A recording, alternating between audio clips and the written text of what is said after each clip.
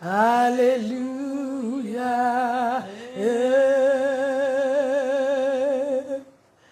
Alléluia.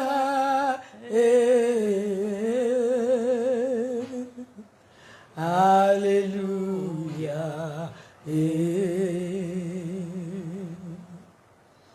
Alléluia.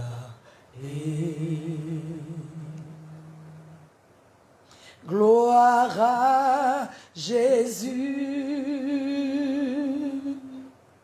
Gloire à Jésus. Gloire à Jésus.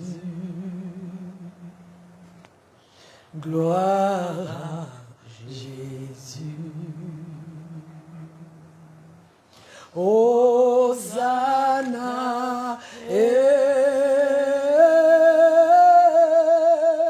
Hosanna. Hosanna.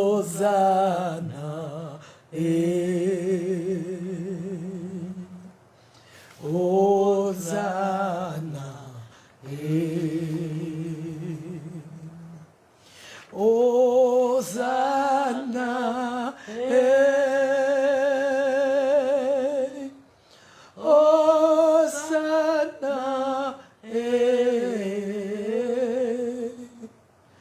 Hosanna. Hosanna.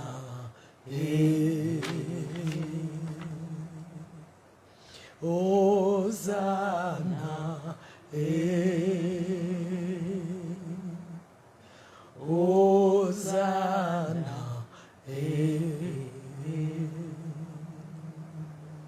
Hosanna. Hosanna.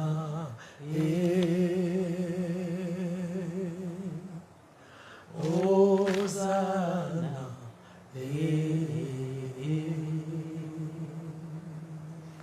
Alléluia.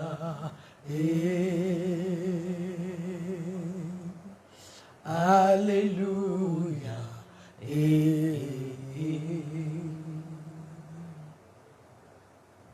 Merci Seigneur. Alléluia. À ton sein. Hosanna. À ton sein. Exalté soit ton nom. Glorifié sois-tu. Magnifié sois-tu. Célébré sois-tu. Car tu es digne. Tu es digne, Seigneur. Tu es digne, Seigneur. Quand nous regardons d'où tu nous as tirés, et là où nous sommes aujourd'hui, nous ne pouvons dire que tu es digne. Tu es digne de recevoir notre louange. Tu es digne de recevoir notre adoration. Tu es digne d'être élevé, Seigneur. Tu es digne d'être glorifié. Tu es digne d'être magnifié. Tu es digne, ô Dieu, d'être béni. Tu es digne. Tu es digne. Tu es digne, Seigneur. Tu es digne. À toi soit la gloire. À toi soit l'honneur. À toi, Seigneur, soit la magnificence. À toi nos vies, Seigneur. À toi nos vies, Seigneur. À toi nos vies, Seigneur. Car sans toi, nous ne sommes rien. Que ton feu nous inonde. Que ton feu nous inonde. Les vases que nous sommes. Là où coule ta vie. Que ton feu nous inonde. Aujourd'hui, nous nous offrons un sacrifice devant ton saint trône, sur l'autel de gloire. Que ton feu nous purifie, nous sanctifie, nous consacre encore. Que ton feu consume les offrandes que nous sommes. Approuve-nous, Seigneur, par ton feu. Par ton feu. Nous reconnaissons que tu es tout, Seigneur. Tu es tout pour nous. Tu es tout. Tu es tout, Seigneur. Ah, tu es tout pour nous. Ce soir encore, nous voulons te recommander ce moment. Cette plateforme t'appartient. Glorifie ton nom. Prends le contrôle. Étends ta sainte main et que Jésus-Christ soit élevé. Dans le nom de Jésus. Amen. Amen, amen. Peuple de Dieu, nous voulons encore vous souhaiter la bienvenue sur notre plateforme, une autre dimension avec Christ. Alléluia. C'est toujours un privilège pour nous et un honneur de nous trouver sur cette plateforme et de parler de la part du Seigneur. C'est un honneur car nous reconnaissons que nous ne sommes que des vases que le Seigneur utilise. Alléluia. Et ce soir encore, nous avons avec nous notre très chère et tendre révérende Diei Yoa Rosemonde. Et nous voulons dire merci à Dieu, maman. Bienvenue, bienvenue, bienvenue sur la plateforme. Et je veux te dire qu'une autre dimension, trouve ça, comme on dit, c'est un privilège pour nous de t'avoir sur notre plateforme. Et vraiment, les enseignements que nous avons reçus nous ont tellement fait du bien. Et le peuple qui suit une autre dimension a été béni. Et nous avons vu cela par le nombre innombrable des questions. Des questions qui pleuvaient. Et ce qui m'a même plu, c'est ceux qui disent, ah, est-ce qu'elle peut me coacher en private, c'est-à-dire en privé? Ça veut dire que maman, c'est rentré. Amen. Amen. Et merci, merci. Bienvenue encore sur notre plateforme. Merci, merci. C'est un privilège pour moi aussi d'être là. Amen. Amen. Alors, maman, aujourd'hui encore, nous voulons, nous avons parlé du mariage, qui était le dernier sujet d'une autre dimension. Le dernier thème que nous avons traité en cette année 2022. Quelle gloire, quelle grâce. Je ne sais pas ce que le Seigneur veut faire. Nous parlons de mariage. Je prie que tous ceux qui sont dans une autre dimension, qui ne sont pas mariés, se marient. Parce que là, vraiment, c'était des enseignements forts. Amen. Amen. Et nous aimerions aujourd'hui, peuple de Dieu, parler encore un peu du thème. Parce que nous savons que c'est important. C'est important. Et nous voulons prendre le temps aujourd'hui de prier pour les mariages. Prier pour ceux qui veulent se marier. Prier pour ceux qui sont dans des relations bizarres. Là. Prier. Hein? Si on doit prier pour qu'il y ait la confusion, pour que tu sortes, on va prier pour ça aussi. Mais aujourd'hui, nous voulons prendre le temps encore de ressasser, c'est-à-dire parler de certains thèmes, certains sous-thèmes qui ont été utilisés pour parler du mariage. Et nous voulons un peu, maman, que tu puisses nous donner un petit résumé, si c'est possible, en 1 minute, je sais que ce n'est pas possible, que tu nous dises un peu les thèmes que tu as abordés, ou en tout cas que tu parles un peu de ce que tu as fait pendant ces 2 mois. S'il y avait 3e mois, on t'aurait mis encore. Alléluia. Ok. Je crois qu'on a commencé par le choix du conjoint, oui, si je ne me trompe pas. Oui. Ensuite, on a parlé du mariage. Comment Dieu a institué le mariage, quel est le propos que Dieu poursuivait. Et après, on est entré dans un thème un peu qui a pris le plus de temps, que j'ai intitulé « Mieux se connaître pour mieux s'aimer ». Oui. On a parlé des tempéraments, on a parlé des langages d'amour, on a parlé des besoins conjugaux. Oui. Voilà, donc je pense que, oui, voilà, je crois que c'est un peu... Oui, on était sur les besoins. C'est ça. Voilà. On a terminé sur les besoins. Oui. Et je sais qu'il y a beaucoup qui ne sont pas rassasiés, qui sont encore sur leur faim. Et on vous a dit que vous pouvez suivre maman sur une parole pour toi Harvest. Oui. Voilà, Harvest. Cathédrale Harvest Angré. À la cathédrale Harvest Angré. Si vous allez sur l'internet, vous tapez cathédrale Harvest Angré. Et une parole pour toi. Maman, elle enseigne sur ce sujet-là et c'est beaucoup plus détaillé. Voilà. Vous pouvez toujours, mais ça ne veut pas, vous pouvez toujours nous poser des questions et ne vous en faites pas. L'année prochaine, maman va revenir et on va lui donner un thème sur lequel elle va encore enseigner, mais toujours sur le mariage. Mais je vous dis qu'elle n'enseigne pas seulement sur le mariage, mais elle va encore nous donner des enseignements sur le mariage, parce que c'est parce que nous avons reçu beaucoup de questions venant de vous que nous avons demandé à maman de nous enseigner. Amen. Amen. Donc, continuez de poser les questions. Amen. Alors, maman, aujourd'hui, je voudrais encore parler un peu des rôles. Des rôles. Nous avons souvent un malentendu sur les rôles des hommes et des femmes dans le couple.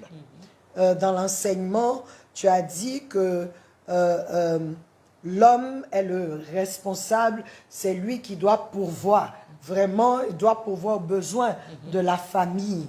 Et la femme, c'est elle aussi qui s'occupe à la maison.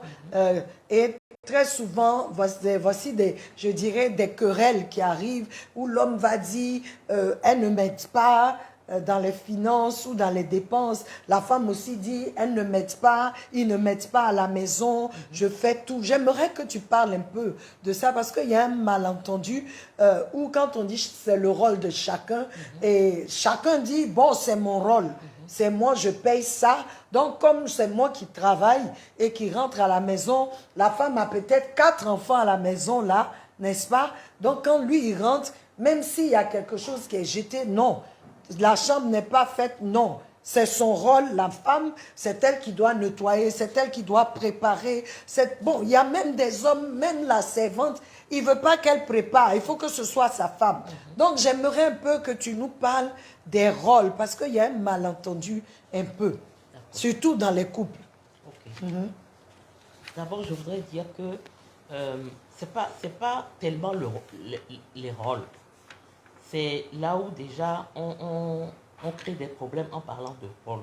C'est ça. Moi, je préfère dire que c'est le besoin. Voilà. Voilà. Le besoin du mari, c'est d'avoir une femme qui s'occupe de la maison. C'est ça. Qui s'occupe des enfants. Qui crée un environnement dans lequel ils se sentent bien. C'est son besoin. C'est pour ça que la femme a ce rôle maintenant, parce que ça vient du besoin de son mari. Elle a ce rôle de s'occuper de la maison. Le besoin de la femme, c'est qu'elle ait un mari qui s'occupe d'elle financièrement, qui assure sa sécurité financière. Ça aussi, c'est son besoin. C'est pour ça que c'est l'homme qui est le pourvoyeur.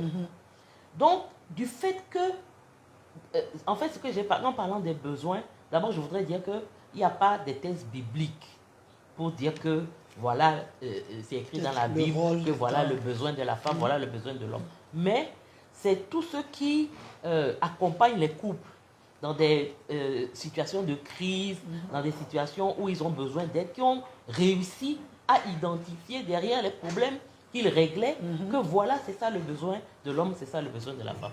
Par exemple, pour illustrer, un homme normal n'éprouve pas, comment je peux dire, de la peine ou bien de la gêne à pourvoir aux besoins de sa femme. Au contraire, il aime ça. Oui. Parce qu'il aime se voir en tant que pourvoyeur, celui qui s'occupe de sa maison, de ses enfants, qui a l'argent pour leur donner. Un homme normal, en tout cas. Je pense que ça ne lui fait pas mal, il n'a pas de la peine. Oui. De la même manière, une femme normale n'éprouve pas de sentiments négatifs pour s'occuper de sa maison. Elle trouve ça normal. Elle aime ça. Oui. L'homme aussi aime ça. Donc ça veut dire que ce sont des choses qu'ils font de manière naturelle. Maintenant, c'est quand le péché rentre en jeu là que tout est brouillé. Parce qu'aujourd'hui, on se retrouve avec des hommes qui comptent plus sur l'apport de leurs femmes qu'eux-mêmes leur travail pour s'occuper de leur maison. Il y a des hommes même qui peuvent arriver à faire à faire des histoires à leurs femmes parce qu'elles ne les aident pas financièrement. Mais ce n'est pas sa responsabilité. si elle doit, en plus, si elle doit aider, la notion d'aide déjà même, ça veut dire que c'est moi qui fais le plus gros. C'est ça. Et puis maintenant, elle vient en soutien. De la même manière, pour les travaux ménagers, pour la maison, c'est la femme qui fait le plus gros. Mais le mari doit venir en soutien. Parce que derrière tout ça, là, quand on a parlé des besoins, c'est pourquoi. Ce qu'on a dit d'abord, et je voudrais revenir sur ça avant de continuer. Quand Dieu a dit, en Genèse 2,18, qu'il n'est pas bon que l'homme soit seul, qu'il va lui faire une aide, est-ce que l'homme était malheureux? C'est ça. Seul là, ça ne veut pas dire malheureux. Dieu a dit qu'il n'est pas seul parce que Dieu avait un travail à lui faire faire. Il avait un mandat que Dieu lui avait donné et Dieu a estimé que pour qu'il accomplisse ce mandat, il lui fallait une aide. Mais ce n'est pas parce que Adam était malheureux. Donc aujourd'hui, on n'entre pas dans le mariage parce qu'on est malheureux et on va être heureux. On entre dans le mariage parce que c'est le mandat que Dieu nous a donné qui nécessite qu'on soit deux pour accomplir ce mandat.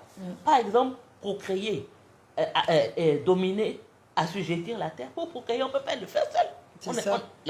L'homme a besoin de la femme pour pouvoir procréer. De la même manière, l'homme a besoin de la femme pour dominer la terre. L'homme a besoin de la femme pour assujettir la terre. C'est ça d'abord pourquoi on se met ensemble dans le cadre d'un mariage avant de parler de je veux quelqu'un qui s'occupe de ma maison. Je veux que, voilà. Ça c'est accessoire. C'est secondaire. C'est secondaire. Le but même, pourquoi Dieu nous a mis ensemble? Quel est le mandat qu'il nous a donné en tant que couple? Et c'est dans l'exercice de ce mandat-là qu'on a besoin de l'aide de l'autre. Donc pour revenir à la question que tu as posée, le besoin de l'homme, c'est que sa femme prenne des responsabilités dans la maison. Mais parce qu'il aime sa femme, je dis encore, un homme normal ne peut pas voir sa femme en train de se tuer à la tâche dans la maison et puis va la regarder comme ça. C'est que quelque part, il n'est pas normal. Un homme qui aime sa femme ne peut pas la laisser faire 8 heures de travail, venir à la maison et puis s'occuper de toi à la maison et puis lui, il est assis, les pieds tendus, ce n'est pas possible. De la même manière, une femme normale ne peut pas voir son mari en train de souffrir financièrement et puis elle a les moyens et puis elle ne l'aide pas. C'est ça. Mais ce n'est pas sa responsabilité d'abord. Donc, comme je dis là, aider là, souvent on a une mauvaise compréhension du fait d'aider. Aider, ça veut dire je viens en soutien, je viens en apport. Et beaucoup de femmes aujourd'hui sont frustrées parce qu'elles ne viennent pas en soutien, ne viennent pas en apport. Elles viennent au même titre que les hommes. Bon, quelque part, je me dis, c'est nous-mêmes notre faute. On voulait l'égalité, non? Donc maintenant, l'homme dit, on est égaux. Tu es chef de famille, je suis chef de famille. Donc, on peut voir moitié-moitié, puisque toi aussi tu es chef. Moi aussi je suis chef. Mais si on comprend que c'est la responsabilité première de l'homme de le faire, la femme peut l'aider. Et souvent, je dis, les problèmes qu'on rencontre dans les couples, ça vient de ce qu'on a des mauvaises attentes au départ. Parce qu'une femme qui se dit que absolument son mari doit l'aider dans les tâches ménagères, elle va être frustrée. Oui. Elle va être frustrée et ça va empoisonner ses relations avec son mari.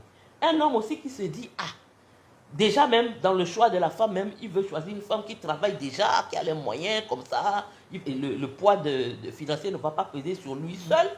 Lui aussi, il a des attentes irréalistes. Parce que ce n'est pas la responsabilité de la femme de venir pratiquement, soit donner la moitié de ce qu'il faut pour vivre, etc. Mais moi, je sais que, en tout cas, sur ce plan-là, la plupart des femmes, elles font plus que leurs maris peuvent demander. Et les hommes, peut-être pas, parce qu'il y a le poids des réalités sociales qui fait que nous-mêmes, nous n'éduquons pas nos enfants à aider leurs femmes. Par exemple, quand on a des enfants garçons, le garçon, il voit ce que son père fait dans la maison et c'est ce qu'il va reproduire.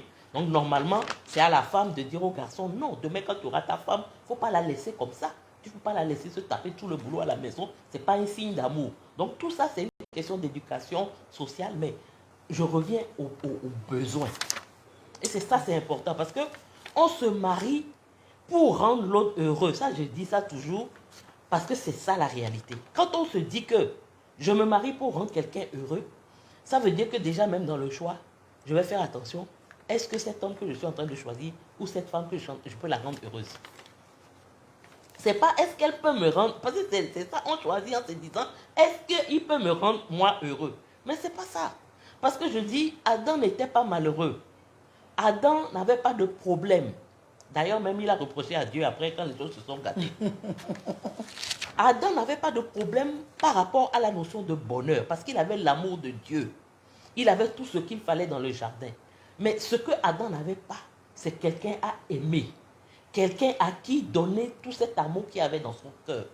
Donc, si aujourd'hui on se marie, pas dans l'intention d'aller aimer quelqu'un et de rendre cette personne heureuse, mais que c'est l'inverse, là, effectivement, il y aura des problèmes.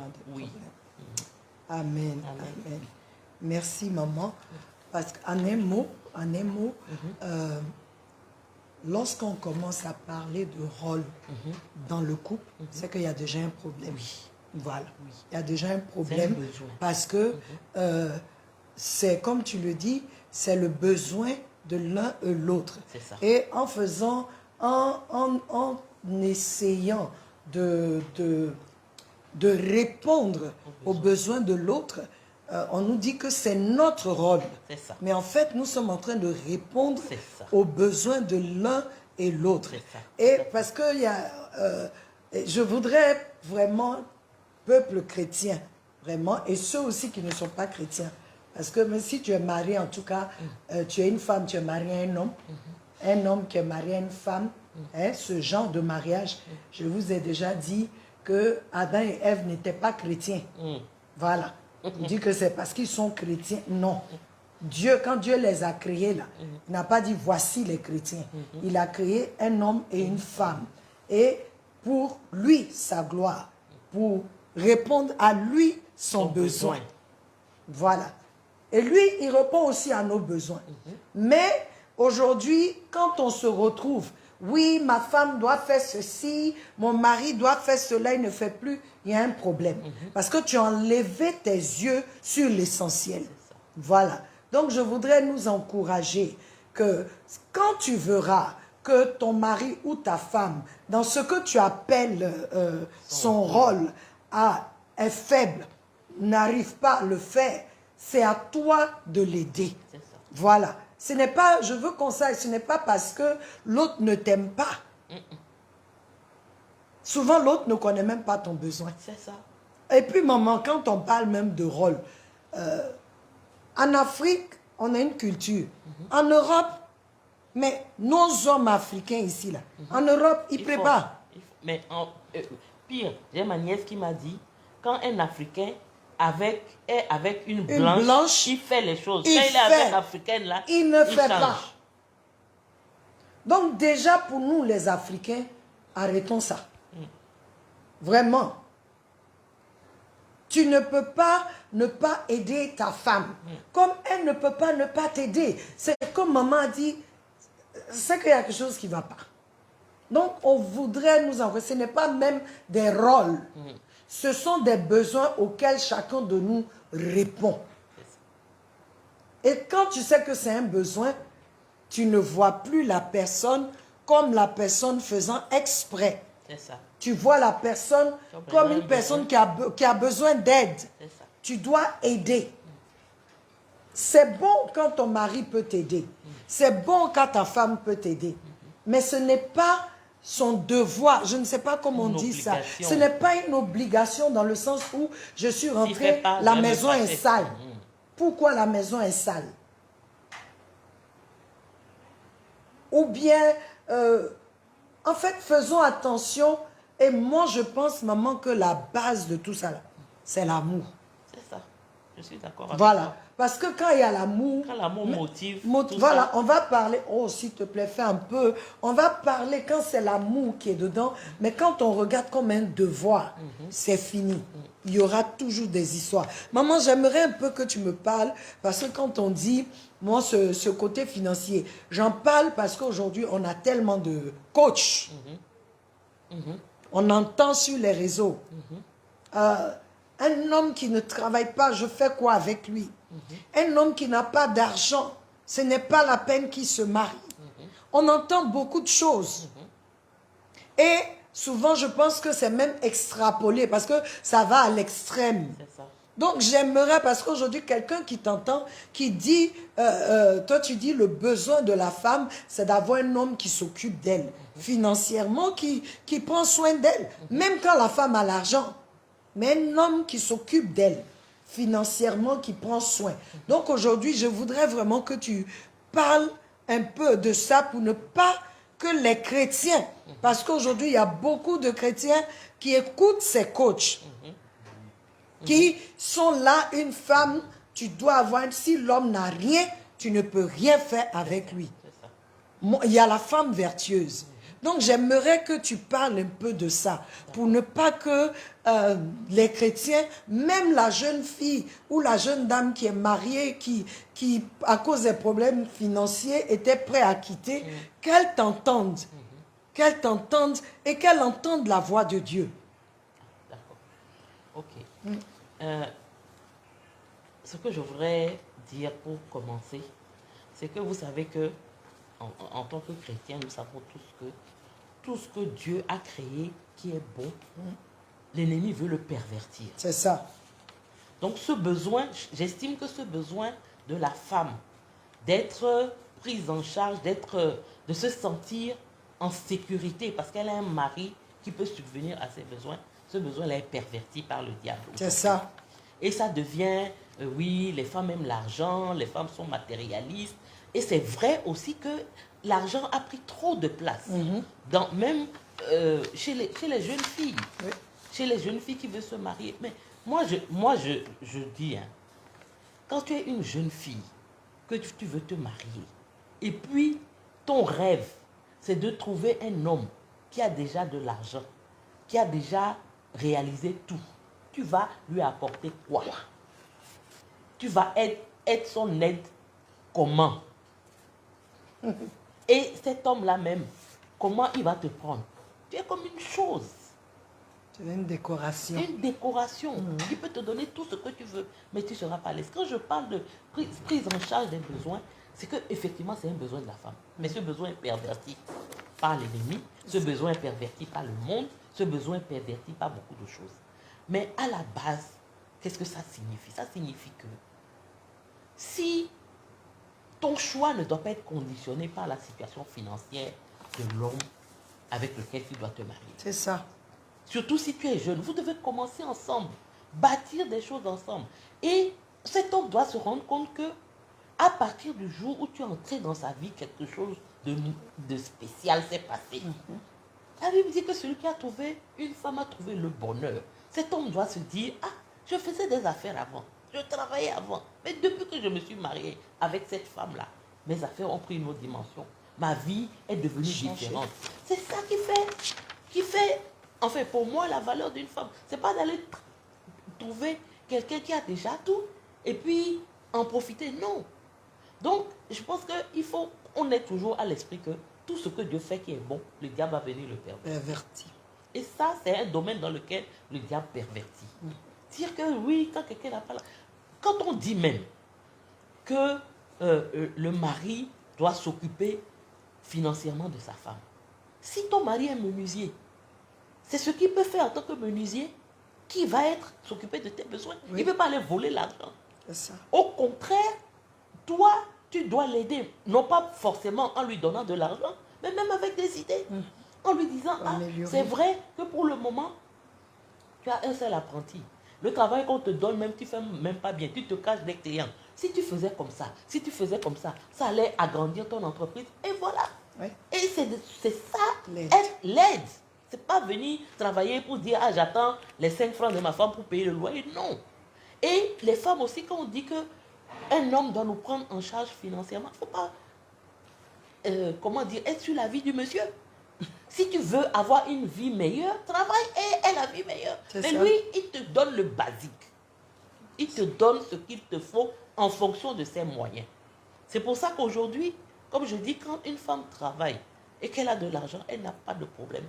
Même si ce n'est pas de l'argent qu'elle donne à son mari, elle s'occupe de la maison, elle s'occupe des enfants. Oui. Elle achète les habits des enfants. Souvent, les hommes ne voient pas ça parce qu'elle n'a pas remis l'argent entre ses mains. Mais elle prend en charge des besoins parce que souvent, les hommes, comme ils sont dans des... Les hommes, ils n'aiment pas trop les détails. Donc, ils sont dans des grandes masses, mais gérer une maison, la popote, tout ça, c'est lourd. Donc, il y a des femmes qui font ça, même si leur mari. Donc, pour revenir à ta question, ce que j'ai dit, ce n'est pas qu'une fille, elle doit tes parents t'ont mis à l'école, pourquoi? Pour que tu viennes t'asseoir et puis un homme va s'occuper de toi. Non. Tu dois faire quelque chose de ta vie aussi. C'est ça. Tu dois te réaliser aussi. Et justement, pour revenir à l'exemple de maman, quand on lit Proverbe 31 et qu'on voit cette femme-là, elle n'a rien à voir avec ce qu'on voit aujourd'hui, Oui. de ce qu'on appelle femme au foyer. Hein. Mhm. Je ne dis pas que les femmes au foyer ne travaillent pas. Mais c'est une femme qui est en même temps une femme au foyer, mais qui entreprend, qui a des affaires, qui réfléchit, qui fait des choses. Je ne sais pas si... je suis sûre que son mari avait les moyens aussi Oui. de faire, mais elle aussi, elle fait.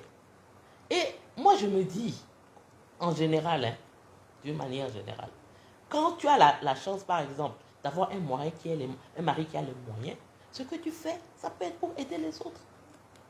Aujourd'hui, en tant que chrétien même, la notion, on doit être enseigné même sur la notion de richesse, de l'argent. L'argent que Dieu donne, ce n'est pas pour qu'on s'achète des sacs à 500 000, des mèches à 1 million. Non. L'argent que Dieu donne, c'est pour qu'effectivement, on ait un certain confort, mais surtout qu'on soit une bénédiction pour les autres. Et les chrétiens, on n'a pas une bonne conception de l'argent, du rôle de l'argent dans nos vies. C'est tout ça qui fait qu'on met l'argent devant, l'argent devient comment je peux dire, les talons de tous nos choix, de ce qu'on fait. Quand quelqu'un a de critères, quand quelqu'un a de l'argent, on dit qu'il a du succès. Vous savez combien il a fait pour avoir cet argent?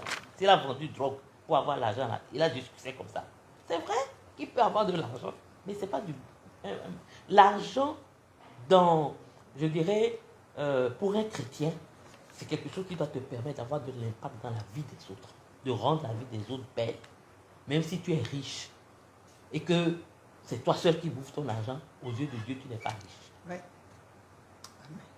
Donc voilà ce que je voulais dire. Donc l'image de la femme vertueuse, idéale selon Dieu, ce n'est pas une femme qui passe sa journée à regarder telenovelas parce que son mari fait tout. Non. C'est une femme qui travaille. On dit, elle donne, elle a des employés. En fait, c'est une chef d'entreprise. Oui. Peut-être qu'elle n'a pas une entreprise formelle dehors, tout ça, mais sa maison, c'est une entreprise qu'elle gère, qu'elle améliore, elle partage le travail, elle-même, elle s'en va chercher des affaires qu'elle vend, etc. Donc, c'est une femme qui est entreprenante. Pas forcément pour devenir riche. Pas forcément même pour aider son mari, mais elle est entreprenante parce qu'elle s'épanouit dans ça. Et c'est la femme idéale selon Dieu. Donc, nous devons faire attention. Amen. Nous devons faire attention. Cette question nous amène sur le choix. Le choix du conjoint. Parce qu'aujourd'hui, on choisit, le monde impose une façon de voir. Tu choisis ton conjoint basé sur c'est-à-dire, il n'y a même plus d'amour. C'est basé sur ce qu'il peut te donner. Je t'aime tant que tu en as. Je t'aime tant que tu peux prendre soin de moi. Je t'aime tant que tu me construis ceci. Je t'aime tant que tu fais ceci. Mais la Bible, selon la parole de Dieu, tu ne choisis pas basé, c'est-à-dire ton critère premier n'est pas l'argent. Non, ton critère premier, c'est quelqu'un qui craint Dieu d'abord. C'est ça. Quelqu'un qui craint Dieu. Et ça m'amène avec l'histoire de Rebecca.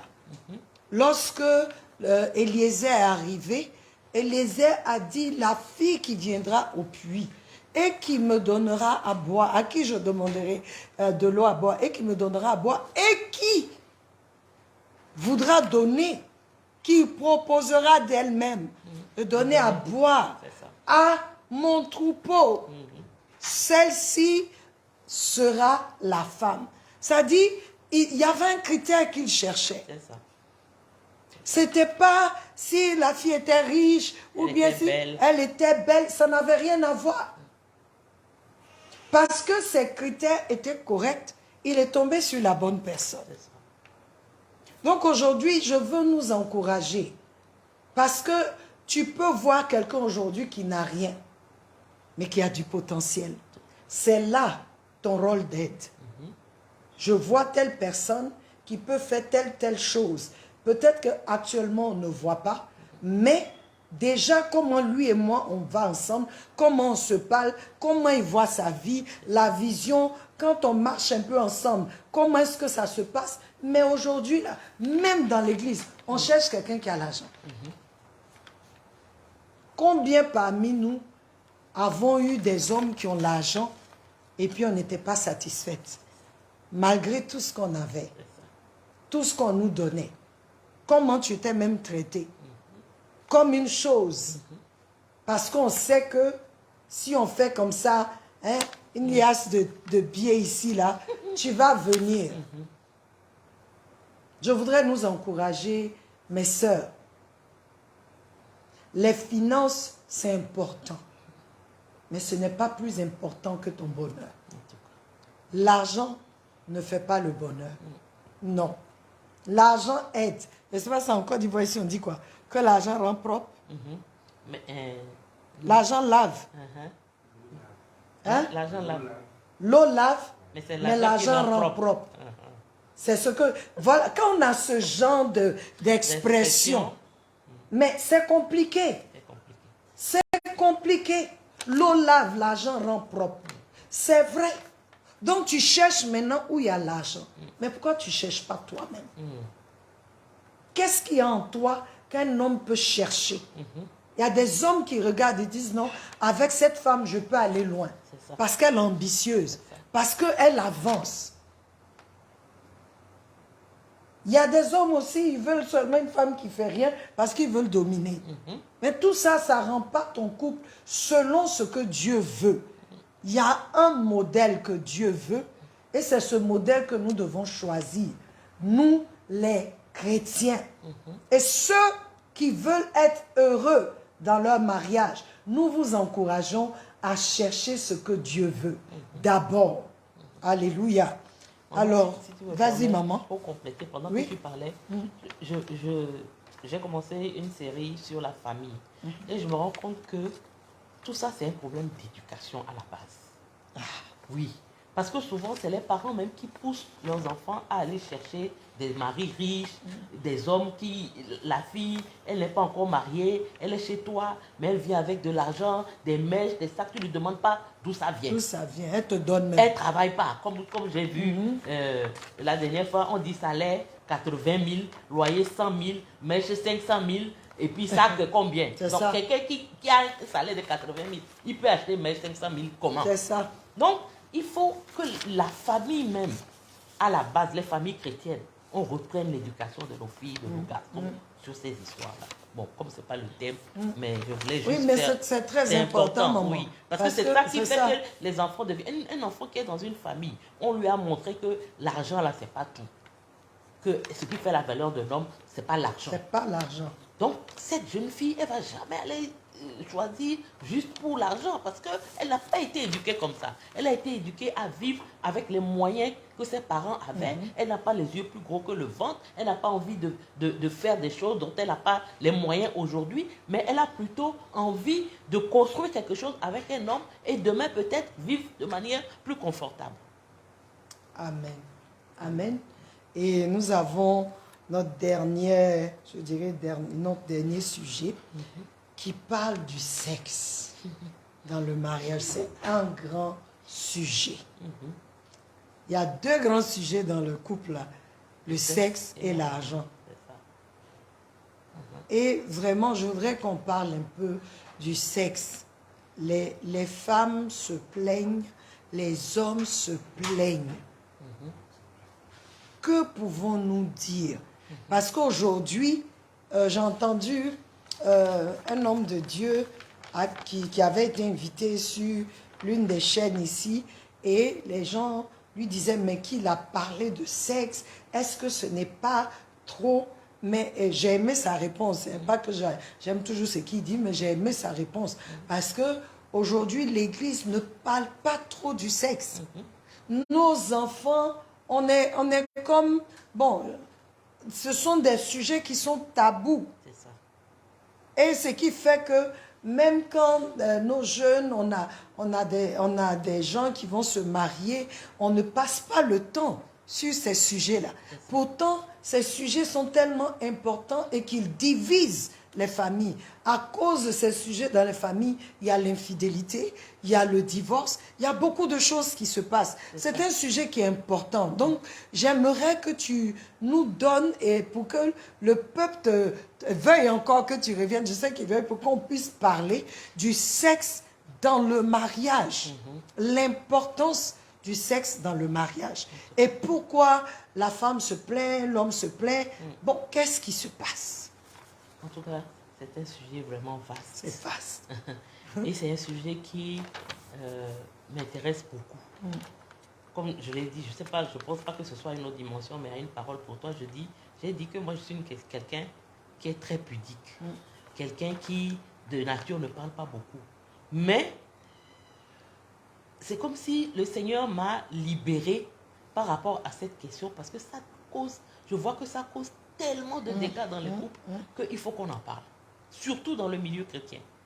Parce que les chrétiens font comme si c'est quelque chose qui ne les intéresse pas. C'est ça. Alors qu'on sait que c'est quelque chose qui est très important.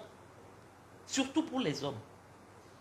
Et beaucoup de femmes, encore là, dans le milieu chrétien, ne savent pas à quel point c'est important pour les hommes. Et je pense qu'il faut qu'on en parle, pour enseigner nos jeunes filles à comprendre l'importance et même les accompagner. Parce que ce que j'ai découvert récemment, c'est que une jeune fille chrétienne bien éduquée, qui a été bien éduquée par ses parents, qui s'est préservée jusqu'au mariage, elle a des difficultés dans ce domaine au départ, parce que c'est comme si pendant des années, on lui a dit non, le sexe là, il ne faut pas toucher. C'est quelque chose, en tout cas, c'est réservé pour le mariage. Il ne faut pas penser à ça. Il ne faut pas t'instruire sur ça. Il ne faut pas ouvrir la porte. Et puis, brusquement, elle se marie. Et le lendemain, maintenant, on lui dit, vas-y. Elle va y aller comment? Elle n'a rien appris. Elle ne s'est pas intéressée à ça. On lui a dit, il ne faut pas mettre tes pensées dessus parce que, enfin, elle-même, elle veut se préserver. Donc, elle essaye. Et puis, voilà, samedi, tout d'un coup, le monsieur, lui, il est prêt. Voilà. Et maintenant, elle se demande, mais je suis tombée dans quoi? Comment je vais faire? Donc tout ça, je pense qu'il y a un accompagnement à faire à ce niveau-là maintenant pour lui montrer. Parce que c'est comme si on te dit, et souvent, bon, nos mamans, pour nous éloigner de ça, elles présentent ça comme quelque chose de dégoûtant, de sale. Et puis d'un coup, parce que tu t'es marié, c'est plus dégoûtant, c'est plus sale.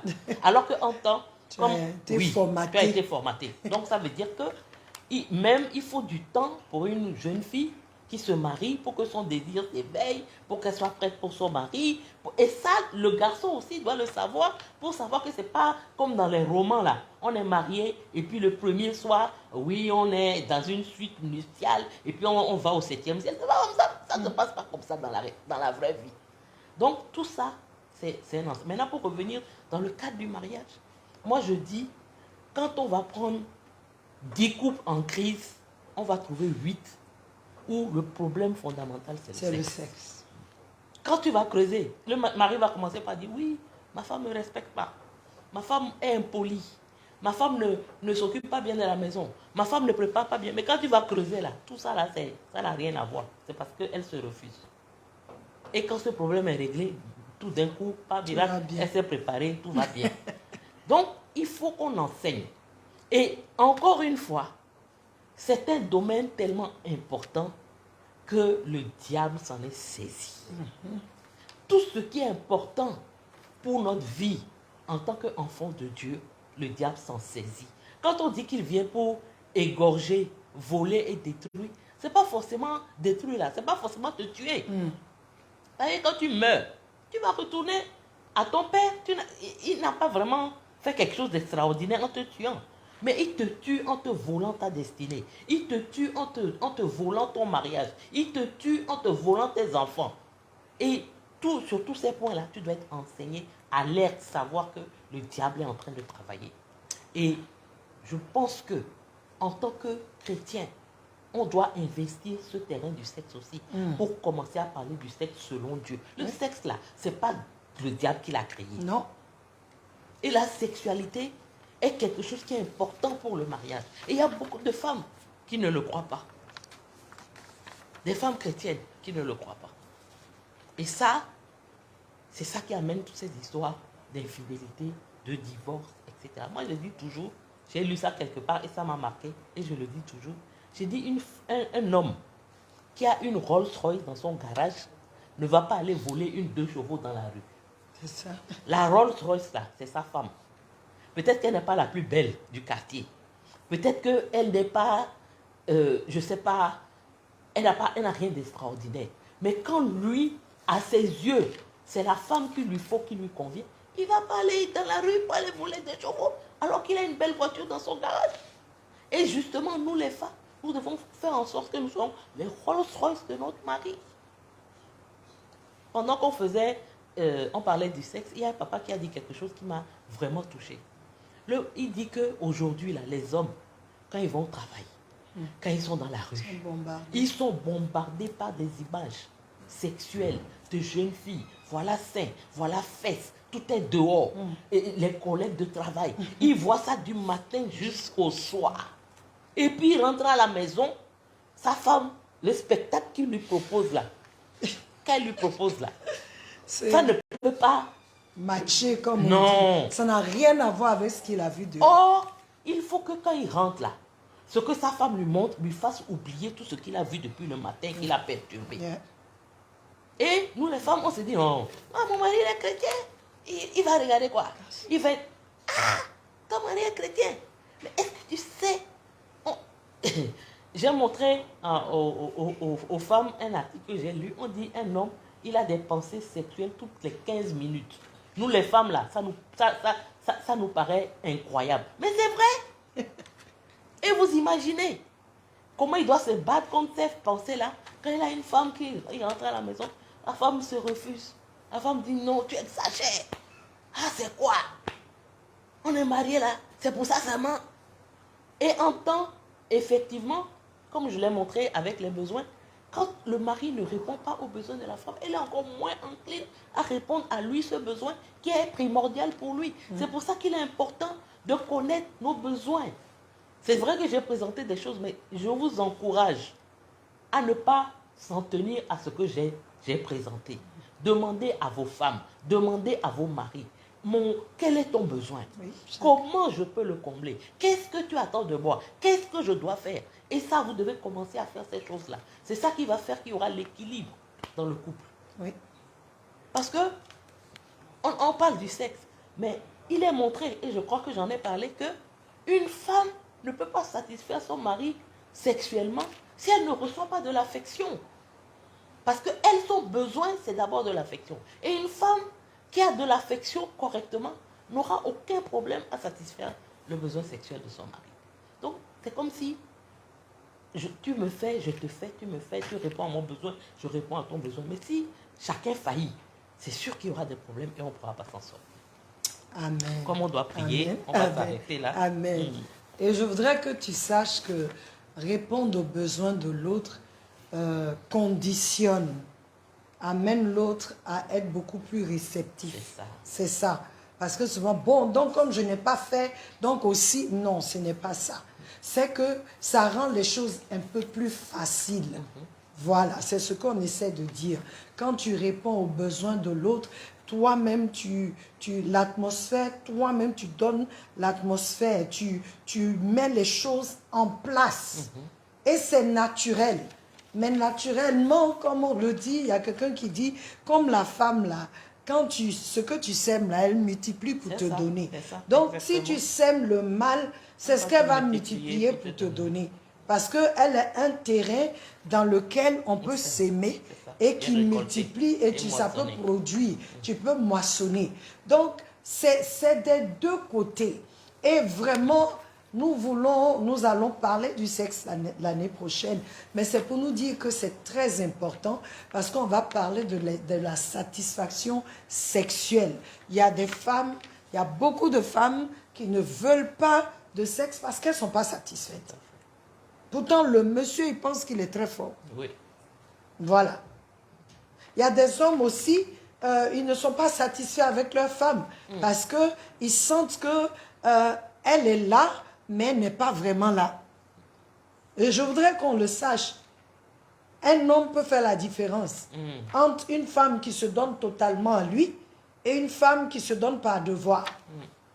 Donc, tout ça, ce sont des sujets pour l'année prochaine parce que nous devons aller à une autre dimension dans nos rapports sexuels, dans notre communication, dans nos finances. En tant que couple, nous devons aller à une autre dimension et refléter le Père, le Fils et le Saint-Esprit. Il y a une unité que Dieu veut voir. Le mariage est caractérisé par cette unité-là. L'unité qui est entre Dieu, le Père, le Fils et le Saint-Esprit.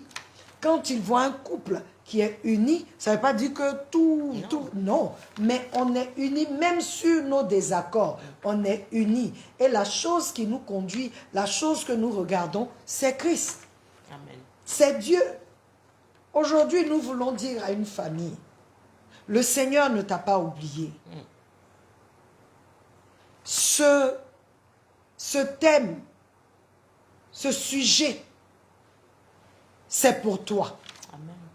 C'est pour que tu te relèves de là où tu es tombé.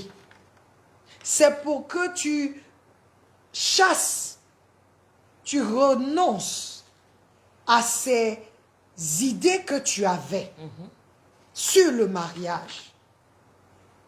C'est pour que tu chasses loin de toi les idées que tu as de ton conjoint ou ta conjointe.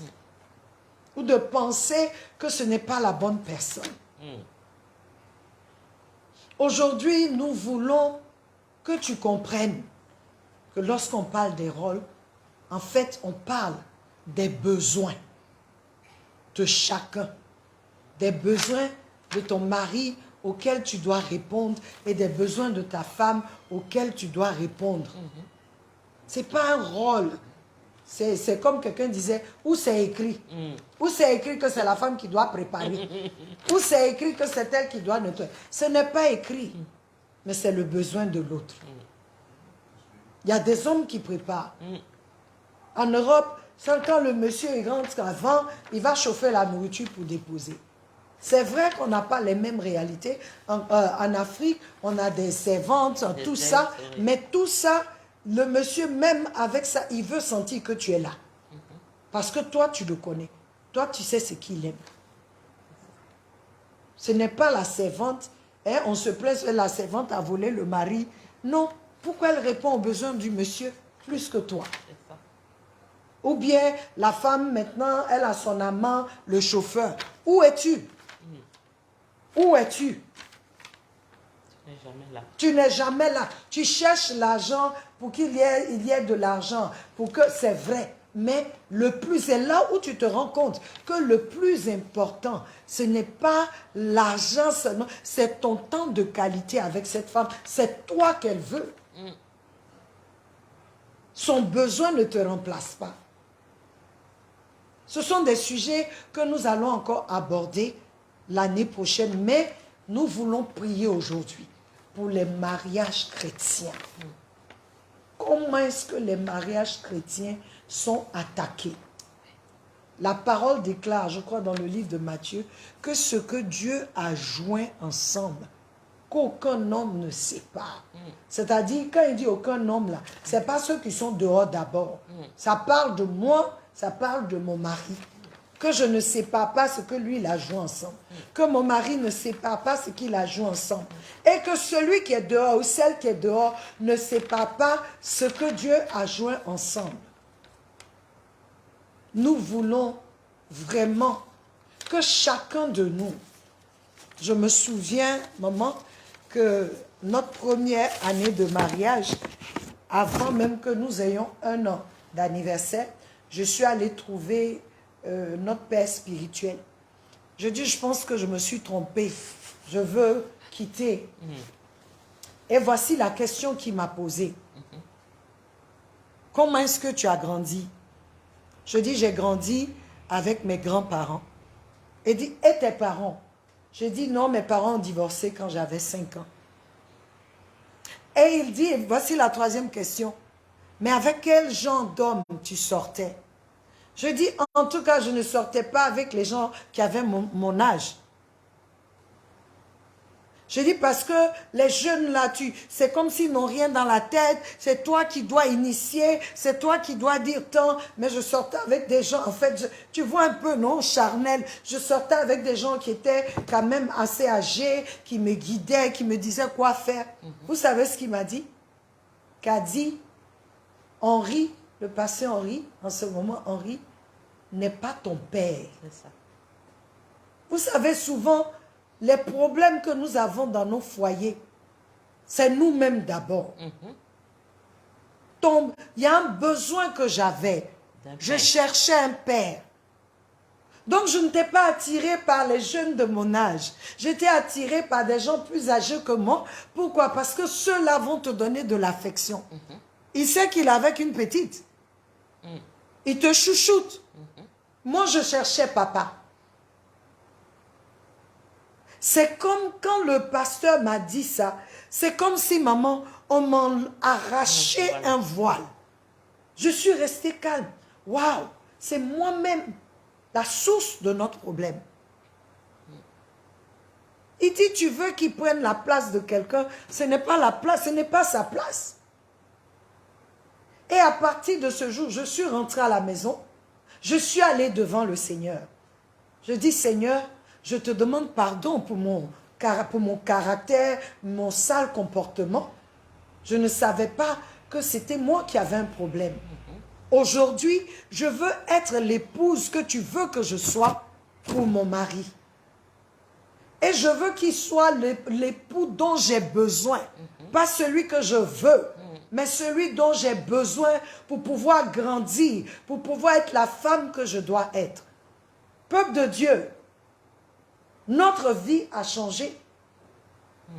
On a eu encore des problèmes, mais je peux vous dire qu'à partir de là, je savais que je ne pouvais plus accepter dans ma pensée le divorce. Peut-être que c'est toi le problème.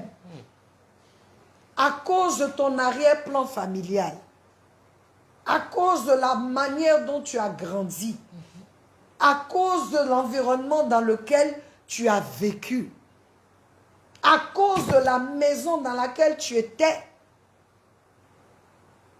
J'ai vécu dans une maison où je me suis dit, je n'accepterai pas qu'un homme me traite de telle façon. Et ce qui a fait, ce qui a guidé mes choix, ce qui a fait, comme on dit, je ne durais pas dans un cauchemar. Aujourd'hui, on ne veut plus endurer. On ne veut plus prendre le temps de laisser l'autre changer, de se laisser changer d'abord et de laisser l'autre personne changer. Parce que je dis, ah, je ne veux plus durer dans le cauchemar, comme on dit en Côte d'Ivoire. Mais dans ce cauchemar-là, ton bonheur est là-bas. Dieu a préparé quelque chose pour toi. Et aujourd'hui, on veut prendre le pasteur Rosemond et moi, on veut prier pour les couples. On veut prier pour les couples chrétiens. On veut prier pour les couples qui ne connaissent pas Christ, mais qui veulent faire ce que Dieu veut.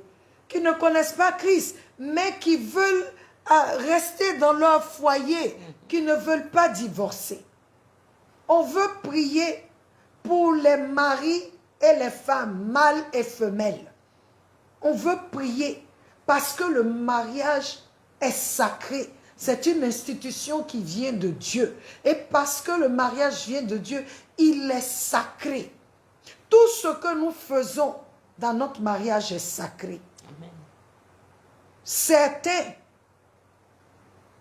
n'iront pas au paradis à cause de la manière dont ils se comportent. Il est temps. Le Seigneur veut que nous puissions le refléter dans nos foyers. Le Seigneur veut voir une église forte. Quand une famille est forte, la maison est forte. Quand une famille est unie, la maison est solide.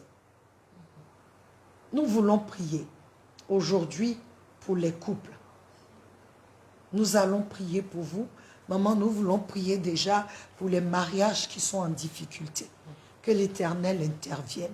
Que cette parole qui dit de ne pas séparer ce que Dieu a joint, que cette parole visite les couples qui sont en difficulté, les couples qui sont même séparés, afin que l'Éternel les ramène ensemble. Les couples qui veulent se séparer, que cette idée sorte de leur cœur. Les couples, nous parlons des couples qui sont devant l'Éternel, des gens qui pleurent, des gens qui crient à Dieu. Nous voulons voir l'Éternel se manifester. Élevons la voix et prions. Éternel Dieu, nous te rendons grâce en ce jour. Nous te bénissons parce que tous les aspects de la vie de tes enfants t'importent. Tu veux voir des mariages solides parce que le mariage est de toi. Et aujourd'hui, nous élevons devant ton Saint-Trône tous les couples qui traversent des moments difficiles, tous les couples qui sont dans des difficultés, qui ne savent plus où aller, tous les couples même qui se sont séparés et qui ne se sentent même plus, qui ne veulent plus revenir ensemble. Seigneur, tu as dit dans ta parole que ce que Dieu a joint ensemble, qu'aucun homme ne sépare. Alors nous venons à toi parce que ce sont des hommes. Et la parole dit que le cœur du roi est entre tes mains comme un courant d'eau. Alors Seigneur, parce qu'ils peuvent décider que leur cœur, Seigneur, soit entre tes mains comme un courant d'eau, que tu diriges leur cœur selon que ta parole veut, que tu diriges leur cœur selon ta volonté, que tu diriges leur cœur selon ton plan, que tu montres à chacun que le mariage est sacré, que tu montres à chacun que dans le mariage tu es là avec eux. Nous prions, Seigneur, pour tout esprit de divorce qui est entré dans les mariages. Nous lions ces esprits et les éjectons hors des mariages, les jetons dans les abîmes. Tout esprit de séparation qui veut conduire au divorce, nous les lions maintenant au nom de Jésus et les jetons dans les abîmes. Nous délions ces couples-là du divorce. Nous délions ces couples-là de la séparation. Nous délions ces couples-là de la division, des mauvaises communications, des malentendus, Seigneur, des préjugés. Nous délivrons ces couples-là, Seigneur, de l'esprit d'amertume dans le nom de Jésus. Que toute sémence d'amertume dans le cœur de ces couples soit détruite à la racine au nom de Jésus et que les forteresses qui ont été établies en eux, Seigneur, dans l'homme et la femme, pour qu'ils ne se voient plus comme ils s'étaient vus au départ, que ces forteresses aujourd'hui soient renversées au nom de Jésus. Oh Dieu, étends ta main sur les couples qui sont en difficulté. Étends ta main, Seigneur, ôte le voile de l'aveuglement.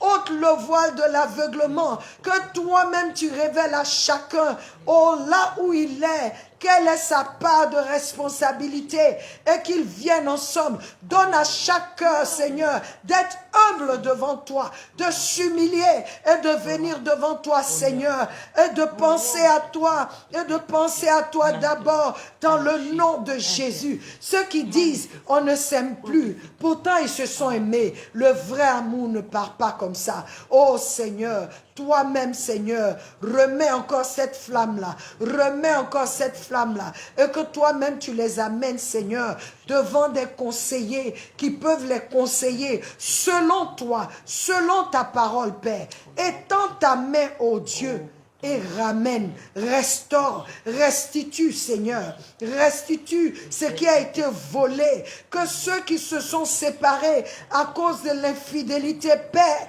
que tu communiques le pardon dans le cœur des uns et des autres, afin que, Seigneur, ils viennent ensemble, oh mon Dieu. Nous prions pour les couples. Ramène-les ensemble. Ramène-les ensemble. Ramène-les ensemble. Merci, Père, parce que nous savons que tu as intervenu. Nous savons que ceux qui s'étaient séparés reviennent ensemble. Nous savons que ceux qui n'arrivaient plus à se parler commencent à se parler. Nous savons que ceux qui s'étaient accusés reviennent à la normale. Amen. Que l'amour qui s'était tu est enflammé encore, Seigneur. La flamme recommence, Seigneur, à brûler, oh Dieu, dans le nom de Jésus. Que tout intrus dans ces couples, tout intrus ténébreux, soit lié et éjecté hors de ces couples, jeté dans les abîmes, au nom de Jésus. Le mariage est sacré. Quiconque touche le mariage te touche toi d'abord, parce que le mariage est sacré.